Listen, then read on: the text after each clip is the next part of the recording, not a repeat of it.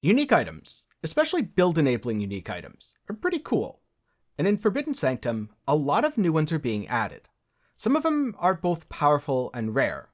Others are probably going to be a bit more common, but nonetheless valuable. And a few, I'm not really quite sure what the use will be. Though who knows, maybe someone else can figure out something I completely missed. And so, without further ado, let's get into it by starting with Entropic Devastation. Because if I don't put this first, this is the one everyone's going to ask me about anyway. These are the Impale Gloves, which grant Call of Steel. For a long time, Spell Impale has been a completely unsupported archetype. You could get a little bit of it, but it was really awkward. These gloves give you a 100% chance to impale on spell hit, at least as long as you have a 100% crit, and 50% impale effect. The way Impale works is it's 10% of a hit's base damage before mitigation, repeated 5 times, assuming you hit the enemy 5 times. With a 50% Impale effect, think of it as 15%. So you're going from dealing 50% more damage by impaling to dealing 75% more damage by impaling. But is this really that good? After all, you need a 100% crit strike chance. Here's where things get complicated, because that damage multiplier is very hefty. However, poison and cold conversion also have large multipliers. They can be scaled by things like Fizz's Extra. So, is this going to be 75% more damage than what Fizz spells do now? No, but it is going to be a completely new way to build them, and it is a powerful enough multiplier that it's worth exploring. I could see this falling into one of two categories.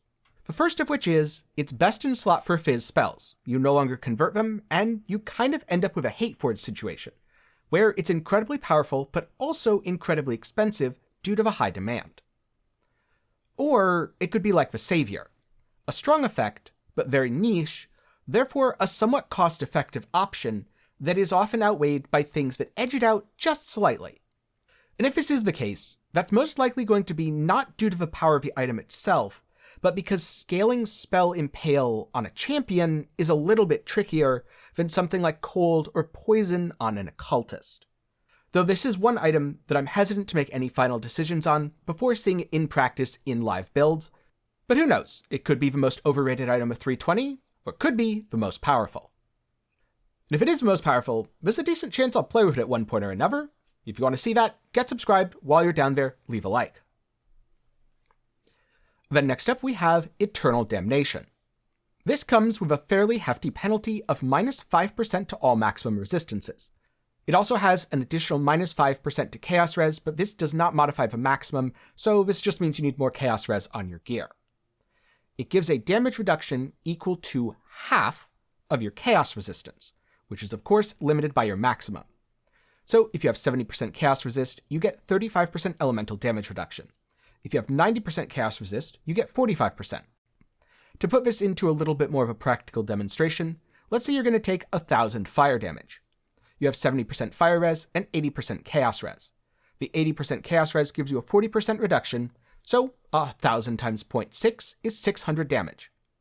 And then the 70% reduction from your Fire Resistance is another 0.3 multiplier, you take 180 damage. This is as opposed to the 250 you'd normally take, or the 200 if you had 80 max Ellie Res.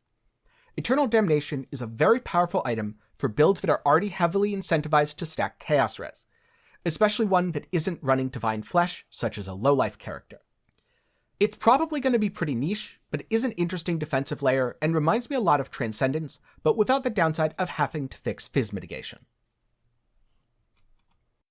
But speaking of defenses without many downsides, we also have Progenesis, which is one of the best defensive flasks in the game, if not the best. It's in particular good for Pathfinder due to the ease at which Pathfinder can keep it up 100% of the time. And the defensive effect should scale off of Flask effect. For most builds, this is going to be a defensive replacement for Taste of Hate. You'll use Taste of Hate if a Fizz as extra cold scales your damage, and you'll use Progenesis if it doesn't. But one other thing to note about a Flask, while its effect functions similarly to Petrified Blood, it doesn't only protect the lower 50% of your life, it protects your entire pool, which means your character's going to get a lot tankier if you have a high uptime, and you could even trigger it on a savage hit to allow your recovery to go to work so that you don't die to that follow-up you know you're going to stand in. Then we have Rational Doctrine, which is Inquisitor on a Jewel, If the Inquisitor play rate drops significantly in 320, it's less likely to be due to the nerfs Inquisitor got, those are really minor, and more due to the fact that why would you be an Inquisitor when you can channel the power of blasphemy to become the Occultist Inquisition? Ideally, you want both your strength and intelligence to be your highest attributes and equal to trigger both parts of a jewel. This is great if you're using Leadership's Price, and really bad if you happen to be a dex stacker. A couple of quick notes about how to use this. Stationary does include stopping for a fraction of a second, like if you're casting Flame Dash, and lingering for 4 seconds, both on a positive effect on you and a negative effect on enemies, means that you won't have to be stopping all that often, and you won't have to be critting all that often. For anyone wondering, Profane Ground causes enemies to have minus 10% to all resistance, and hits against them have plus 1% crit strike chance, which will make it a lot easier to crit even if you're doing something like playing Righteous Fire Juggernaut, for which this would be an awesome jewel. Then we have things like Firesong and Stormshroud. This essentially means if you're immune to one ailment, you're immune to all ailments. Stormshroud might also work very well with things like Tempest Shield or other immunity sources, since if I'm remembering correctly, they're coded in the database as a 100% chance to avoid. Though I couldn't find anything 100% confirming that these jewels do work this way from Mark, so we'll have to see in the future.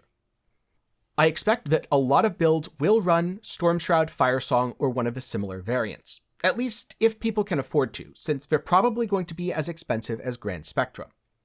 Not only is it powerful mitigation for the normal deadly ailments, but it also works on alt ailments such as Brittle, Sap, and Scorch. Then we have Nimis Nimus, or to be completely honest, I'm not very good at pronouncing things, so I'm just going to call it the Projectile Ring. This ring is interesting, because its downside is in some cases its upside. Projectiles fired in random directions is a huge disadvantage if you're using a skill with overlapping or shotgunning effects, something like Tornado Shot. But for many other skills, it's actually an upside. I mean, if anything, you probably want to fire your ethereal knives in random directions. You don't want them all just going forwards. And when a projectile reaches the end of its flight, it returns, which reminds me very much of the Vengeant Cascade effect. And much like Vengeance Cascade, this shouldn't allow you to shotgun with any projectile. If only one projectile per attack can damage an enemy, it will damage the enemy once when going out, and then once when returning. All the other projectiles will pass through harmlessly. Now, in the case of a skill where every projectile can damage an enemy, something that is normally built around overlaps, yes, every projectile when it comes back would be able to damage an enemy with something like Tornado Shot. However, the firing in random directions will probably ruin the behavior and cause most of those projectiles to miss anyway, so you're better off not using it. And since we're talking about Rings of Power, no, I don't mean the terrible Amazon show, I also have to talk about Anathema. Curses got a huge buff in 320, so adding extra curses to your build is probably going to be the norm now. And this ring sets your default curse limit to 3. It scales with investment into power charges, which happens to be one of your best ways to scale damage. This is an insanely powerful item and can be used almost universally. For example, you're playing a cold damage build. Maybe it's Ice Nova, maybe it's something else. You could use Frostbite, Elemental Weakness, Punishment, Temporal Chains or Enfeeble, and Assassin's Mark. And already that's 5 curses, so if you're an occultist with a couple power charges, well, you're probably good to go. Assuming that this ring is as rare as Mageblood, it could very well be as expensive, and it will absolutely be worth every single chaos spent. On the other hand, we have Witchbane, which gives you curse immunity when you kill enemies based on the remaining hex duration. The problem with this is, when you're able to kill enemies, usually you don't need curse immunity. Or if you do, you'll have enough flask charges that you can just use that. It turns off on bosses, and maybe I'm missing something, but this doesn't seem very good to me. And finally, last but not least, we have Oriath's End. It's a 15 charge bismuth flask with an 8.5 second duration, and it has a charge recovery mod. If that mod doesn't go into the negative, it's going to be fairly easy to get one with a roll high enough to have good uptime. The explode effect is very likely a range, I'm going to guess 25 to 40% or 20 to 30, for 10% of enemy life. This allows your clear to scale off of enemy life rather than your own damage. And because of that, it 100% relies on pack density, but it means even a relatively low damage skill, like Righteous Fire, will become highly effective at clearing. And it might not be quite as powerful as something like an elevated explodey chest or a synthesis weapon, but the opportunity cost is also a lot lower. Plus, people love pops and explosions and will work them into their builds for almost any reason, or no reason at all. So this will definitely help to bolster your clear, and you can easily swap it out if you want to go do some pinnacle bossing. Also, because it converts to a random element, if you generically scale elemental damage, this will become even more effective. So it's especially good for something like a multi-elemental conversion-based Ignite Elementalist. Plus, because it's on a Bismuth flask, it does help to overcap your resistances, which is very good for dealing with things like curses and exposure. So overall, this is a very solid item that I think is going to see a lot of use. And those are some of the new unique items being released in Path of Exile 320 Forbidden Sanctum and my thoughts on them. What about you? What sort of build ideas do you have for these items? Are there any in particular you're hoping to use? Or are you going to avoid them because you're a hipster and you don't want to use new stuff? You want to use old stuff. You want to play with Starforge, since Starforge is going to be genuinely awesome. Let me know some of those thoughts down in the comments below. And of course, a special thanks to my patrons and channel members for the continued support. For as low as $1 a month, you can help make videos just like this one possible. Or if you want to support completely for free, just leave a like, and while you're down there, get subscribed.